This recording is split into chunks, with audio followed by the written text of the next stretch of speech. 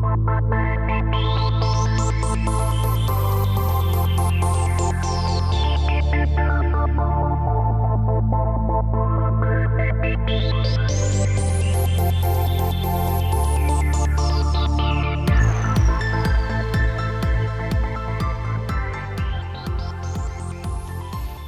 is Seeking Delphi, Episode 10, The Future of Cinema and Digital Entertainment. Thank you for joining me. I'm Mark Sackler. The future lives here.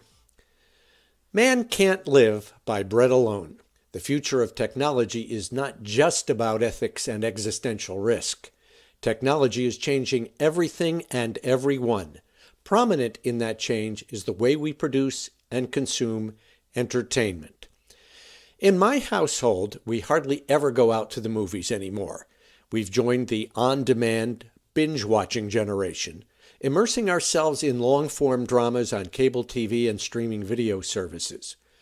Westworld, Game of Thrones, Mad Men, Turn, Narcos, Poldark, the list goes on and on. With all this competition from other content sources, will traditional movie houses even survive? What happens when virtual reality and augmented reality and even interactive reality invade our homes? The future is anything but clear. Even while 3D television appears to have flopped big time, on-demand cable and streaming services have gone mainstream, and there is more technology to come. My guest today is somebody who has for years been in the forefront of new technologies in digital video entertainment. He is author, filmmaker, and scriptwriter Stephen D. Katz. Steve was writing about new technologies in filmmaking and video production for Millimeter magazine years before almost anyone else even noticed them. His 1981 book, Film Directing Shot by Shot, at 300,000 copies in print, is one of the best-selling filmmaking textbooks of all time. Steve, welcome to Seeking Delphi. Thanks, Mark. I'm glad to be here. Steve, you and I have known each other for a long time, since elementary school, in fact. But for the rest of us, what else can you tell us about your background in the world of film? Well, I would say that probably the most important thing that was not part of my normal resume until recently was the fact that I went to China and was part of the growth of their industry. So I've been able to be part of a enormous change in media in Asia, with the building of will eventually become the largest movie market in the world from scratch. So I missed it in the U.S. by about 50 years, but I was able to see a duplicate of it in China. You wrote for Millimeter magazine for years. You wrote about the future technology when nobody else was. Tell us a little about that and how that was received and how that's played out. Right. Well, when I first started to write for Millimeter, it was at an enormous change, a period where there was a disruptive technology, which was computer graphics in the motion picture business. And that's what I seized upon, and I saw where that would be going. But I did write for Millimeter for a long time. And so at least 3 or 4 years into it, there were plenty of other futurists besides me. Or I don't think of myself as a futurist. I'm a technologist and an artist, really trying to survive in a very fast-changing world. So the first 25 years of my career were, the pace of it was easy to keep up with. And then suddenly around 1990, as digital production came in, that changed everything. So I've been essentially following this out of sort of an intellectual interest, but also as a practical interest to filmmakers like myself who right now seem to have to change the way they do things literally every 5 or 6 years. Talking about change, we're just in the last few years have brought us to a point now where everything is changing with the movies, with the long-form cable TV drama. So before we talk about the future, how are the combination of technology and maybe the different social habits of millennials changing the movies and with that all of digital video entertainment right now? Well, all these things, is really about a sampling rate of ideas, because nothing is, we can't talk about anything being anything anymore, because the definition is changing so rapidly that we're just part of a stream of changes. And we certainly haven't settled down to where the industry has settled and we know where we're going to be. We're just looking at a lot of change and trying to predict This was not the case, through the first 30 years that I was growing up and watching film and production. Yeah, sure, there were changes, but nothing like what we have today. What took a decade back then now happens in 2 or 3 years. I would say that where we are today, certainly the traditional way of receiving media, whether it's news or it's fiction, whether it's television, motion pictures, whether it's music, we know what's happening. The new generation is not beholden to the behaviors and practices of the past. And so they are driving the future. And I was once part of the youth movement that changed things. Well, it hasn't really changed very much in the respect that they are the ones that drive the big dollars. And that's who the industries related to this are. They want to cultivate those kids because they'll have a consumer now for another 20 or 25 years. Baby boomers, we spend a lot of money, but we're not the future. So in terms of where we are right now, the motion picture experience has changed drastically.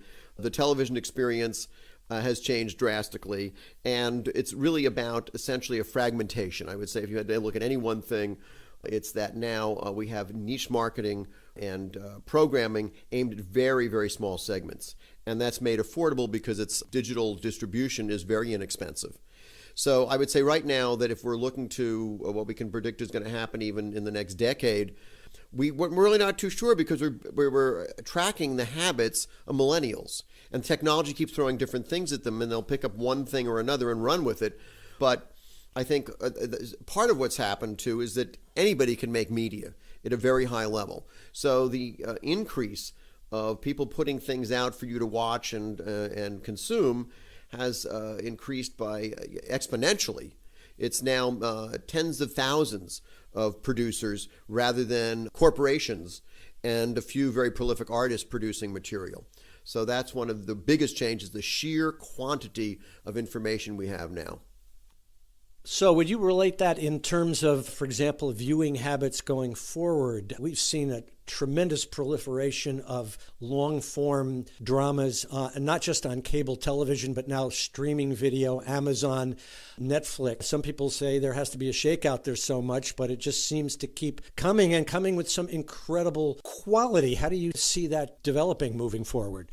Well, I think one of the things that happened is that it's difficult for writers now because the traditional way of producing material through the agencies and getting your work purchased and on air, either on television or motion pictures, you're now competing with thousands upon thousands of driven and often very talented young people who are able to create this material.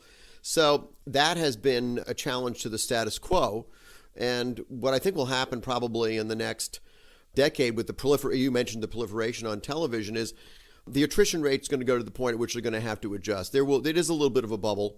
It's a lot of material being produced that there for fewer and fewer people, so there's no advertising model that truly supports that. It's a sponsorship model. Could you elaborate on that sponsorship versus advertising issue? Well, we're talking about the future, but what's interesting is that we were just talking about this notion that we're moving from an advertising model to some extent to a sponsorship model. Well, that's how television started. You used to have the Bob Hope show, and it was oil company, or it was some other. Every single show that was on air in the early 50s and late 40s were sponsored. The advertising model that we know today and the commercials were really just getting hammered out. Now, of course, they had radio as a model, but even those were sponsored. And so you had programming that really was the kind of thing that PBS would do. You would have a serious dramatic series, and those would be a single corporation that would present those. So I think that's kind of where we're going to go for this. And you're now seeing even commercials that are becoming entertainment. So a lot of the lines between these different kinds of presentations are getting blurred, and it's because of the relentless activities of the corporate side, or at least the advertisers, who need a way to reach the public. So many of these things start out in a sort of a lofty way that they're going to be sponsored by the viewer paying money. That's one model, definitely the most difficult. That's the PBS model, subscriber model. It works in cable because they're buying a whole package of thing. Now they're trying to produce the skinny packages. Again, more fragmentation. We're continually moving in that direction. But as often happens, these things are essentially dialectical. They'll swing in one direction, there'll be a bubble, and then there'll be an enormous correction. Right now we're in the bubble and the run-up to having more and more material for fewer and fewer people, and it seems to be working because the corporations are willing to spend that money. But at some point, there's going to be a reality check, and we're really only reaching a few people. Has it really turned to sales? This happens every 5 or 7 or 10 years in the advertising industry. They back something, some new initiative, or track some social change, and it will seem really great at first, and they'll double down. And then they realize, okay, well, that didn't work as well as we thought. We're going to pull back. We'll continue, but at a much smaller rate. So it's kind of what makes the industry exciting, and this happens in other industries too, but certainly in the entertainment industry, I would say that it happens more quickly.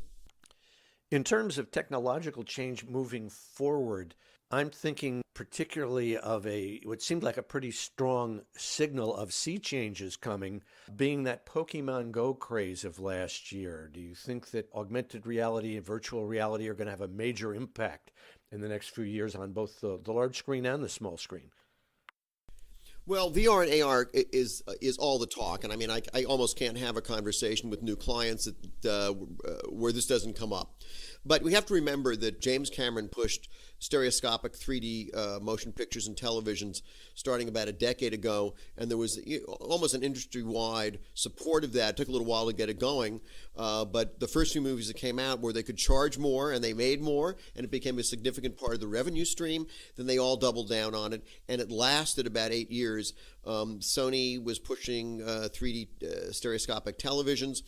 They even start to the point, I was involved, in fact, in a initiative in that they were going to take some of their older games and trying to turn those assets into smaller motion pictures that were stereo. And they were backing that because they needed more stereoscopic material to justify selling the television. You would get these, for free, a couple when you bought your TV. But basically that collapsed. And stereoscopic, really, I would say, is kind of over. It's now part of what we do. You'll see some of it continuing to be done, but it's not supported at the box office anywhere near the way it used to be, and so it's going away. VR and AR may well be the same thing. They may be their own niche. I think it's perfect for gaming. I don't think it's so great for linear entertainment. And we were told many times that 3D was going to change the way we watch movies, and it didn't. So I don't think that necessarily every technological advance produces the results of being a disruptive technology and changing things permanently. I'm skeptical of VR and AR because really ask what really does it mean? It just means that you can turn around an environment. That's great for gaming. That's perfect for gaming. Doesn't really help you in telling a story. So I don't think that will necessarily be the next big thing. I think it will be for the gamers. Long term, not so sure about that. But I think we have to look further than that. And I think for me, what's interesting is the neuroscience of entertainment and how we get information. And while this really is futuristic, what I'm about to mention is definitely science fiction at the moment, although there is work being done, which is direct connection into the brain. And I should mention, one of those steps would be one of the technologies now being developed by one of the leading companies. I think it's Magic Leap.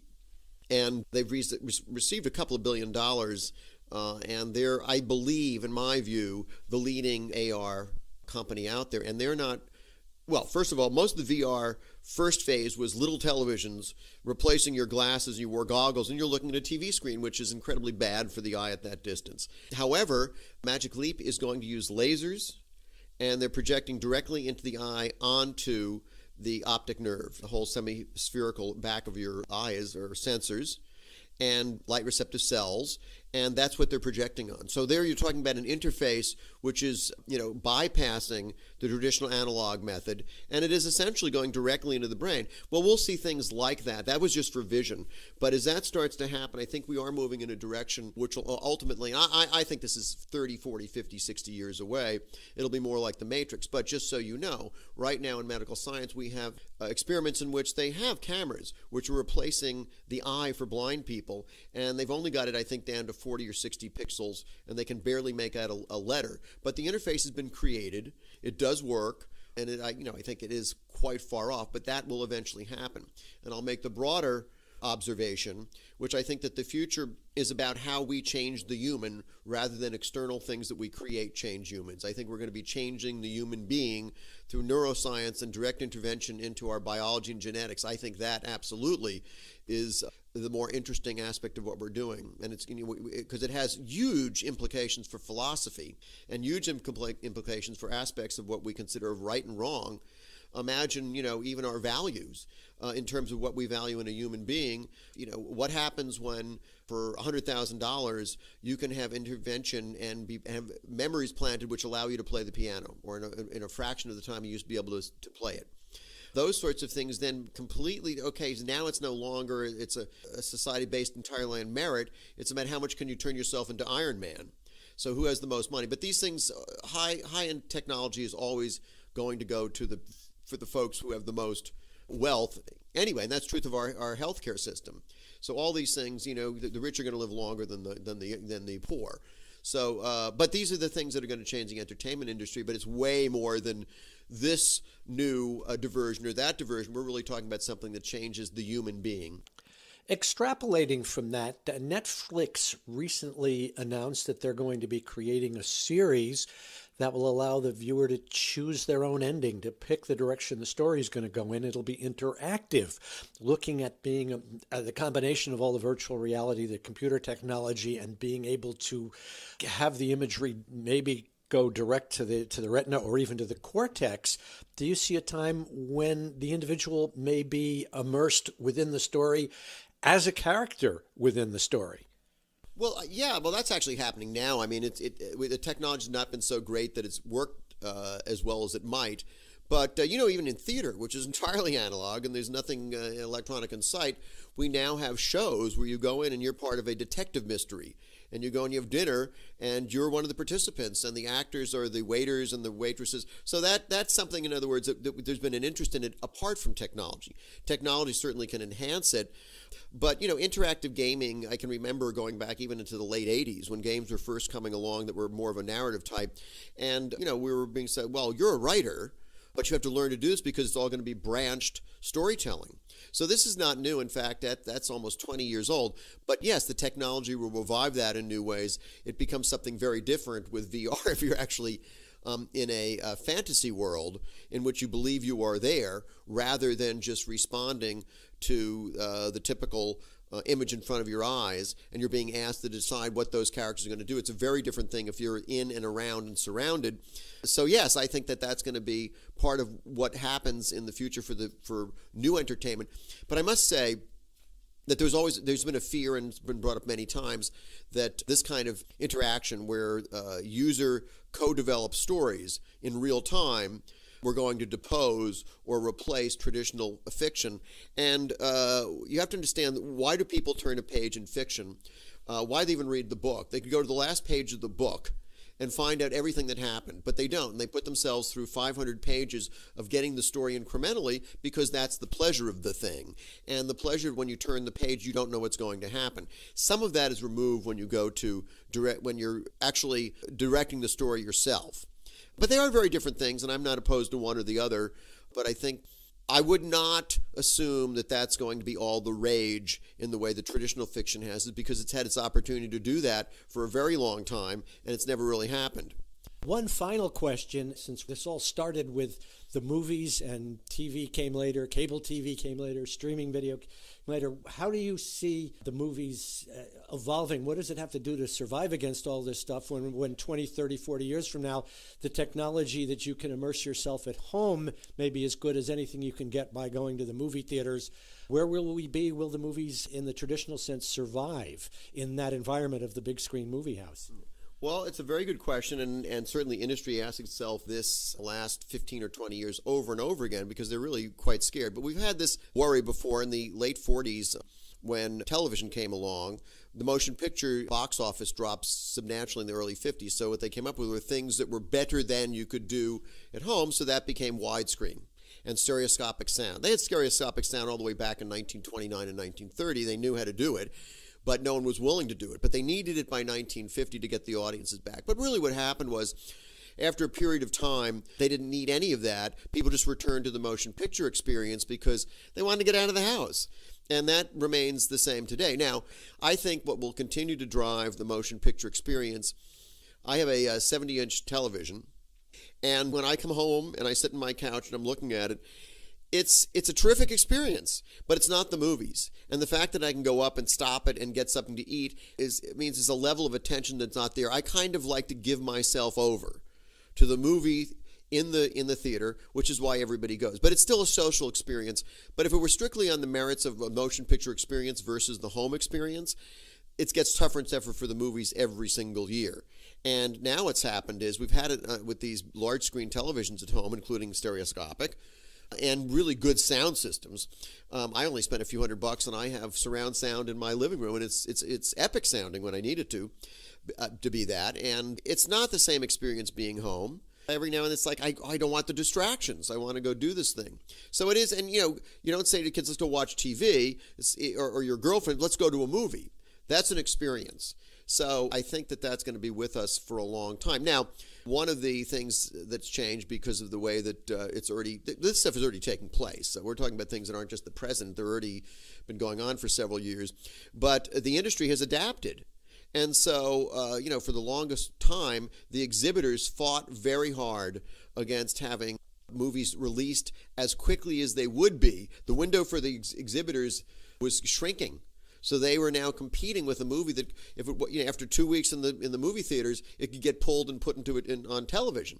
So that's still a battle, and I would say that the resistance is kind of lost at this point. The movie companies and exhibitors are going to just have to deal with it, and so they are in fact getting media to people any way they can, as quickly as they can, and it's played havoc with copyright. I was on YouTube the other night just looking for some old movies, and just about everything's on there, including new movies. I was talking Mark outside of our conversation today about the new Magnificent Seven, and that movie was out on YouTube within just a month or two of it being in the theaters.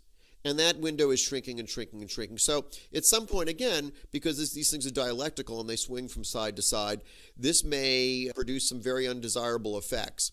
But everybody's running pell-mell. This is a headlong march into the future. No one really knows what the impact is of everything they do, and you just can't control it. I mean, that's really where we are. It used to be the technological side of the industry, the consumer electronic side, and the broadcasters were in lockstep. And now they're not, and you now have a Google, and you have Apple, and you have other players, and Facebook, social networking, all getting into the entertainment business. Everybody's in the entertainment business. So in terms of how we disseminate information, everything has changed. It used to change at one place. The technology changed, the consumer changed, the creators changed. It's all changing now, and so there is no stabilization. And that's incredibly exciting in a lot of ways, and it's tough if you happen to be on the wrong end of the stick, and you can be out of a job, but there's a new job.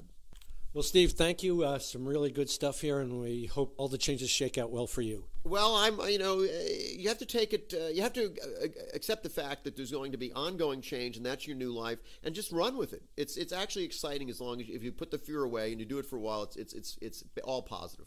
Well, thanks for being with us. Hey, Mark, thanks so much for having me.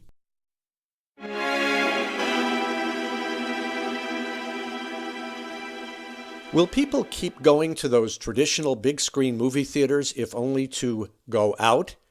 With augmented reality and virtual reality looming large, and perhaps transhumanism and the technological singularity further down the road, who even knows if the definition of going out will be the same as it is today? Years from now, we might have virtual reality so convincing that simulates the outside world so well as to be indistinguishable from the real thing. One thing is clear: if the big multi-screen movie houses of today are to survive, they are likely to look and feel entirely different than they do today. They will have to provide experiences that won't be available at home.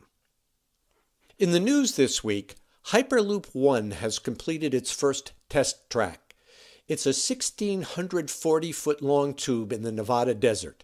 They also announced 11 semi-finalist proposed routes in the U.S., including one that would complete a run from Cheyenne, Wyoming to Houston, Texas, more than 1,100 miles in under 2 hours. In case you're wondering, that trip takes 17 hours by car. A startup company called Zenom Aero is being backed by Boeing and JetBlue in its efforts to create a hybrid electric commuter jet. They project to have their craft in service sometime in the 2020s, providing service that is cheaper, more fuel efficient, and more eco-friendly to potentially hundreds of smaller airports in the U.S. According to Next Big Future, the U.S. Air Force is working on self-piloting hypersonic drones. They'll be used for spying and attacking and are projected to be in service by the 2040s. And finally, in the "you can't make this stuff up" category, a Chinese engineer has built and married a robot wife. He apparently became frustrated to the point of giving up his attempt to find a real wife. I can just imagine what the marital counseling sessions sound like. Thanks again to my guest, Stephen Katz. Technical support is by Mohammed Maroof. The Seeking Delphi cover art is by Kai Stakoviak, and musical themes are licensed from Pond 5. Until next time, I'm Mark Sackler.